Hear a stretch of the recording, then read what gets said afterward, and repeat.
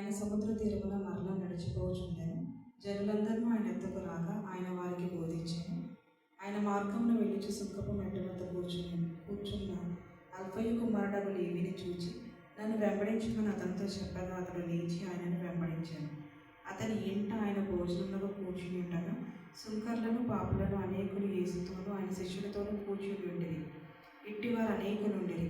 వారాయనను వెంబడించు వారేది పరిశీలనున్న శాస్త్రులు ఆయన సుంకర్లతోనూ పాపులతోనూ భుజించుట చూచి ఆయన సుంకర్లతోనూ పాపులతోనూ కలిసి భోజనం చేయుచున్నాడేమని ఆయన శిష్యులను అడగగా యేసు ఆ మాట విని రోగులకే కానీ ఆరోగ్యం గల వారికి వైద్యుడు అక్కర్లేదు, నేను పాపులని పిలవచ్చితిని, నీతిమంతులను పిలవ రాలేదని వారితో చెప్పాను.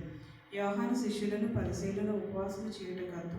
వారు వచ్చి యోహాను శిష్యులను పరిశీలు శిష్యులను ఉపవాసము చేయుదురు కానీ నీ శిష్యులు ఉపవాసము చేయరు, దీనికి హేతువేమని ఆయన అడగగా యేసు పెండ్లి కుమారుడు తమతో కూడా ఉన్న కాలమున పెండ్లింటి వారు ఉపవాసము చేయదగున, పెండ్లి కుమారుడు తమతో కూడా ఉన్నంత కాలము ఉపవాసము చేయదగదు కానీ పెండ్లి కుమారుడు వారి యొద్ద నుండి కొనుపోబడి దినములు వచ్చును, ఆ దినములలోనే వారు ఉపవాసము చేతురు.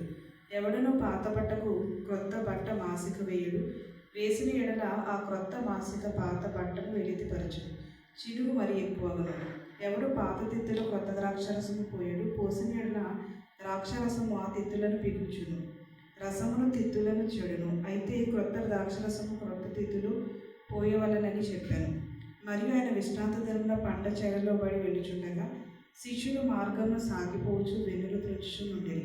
అందుకు పరిసయ్యులు చూడుము, విశ్రాంతి దినమున చేయకూడనిది వారెలా చేయుచున్నారని నన్ను అడిగిరి.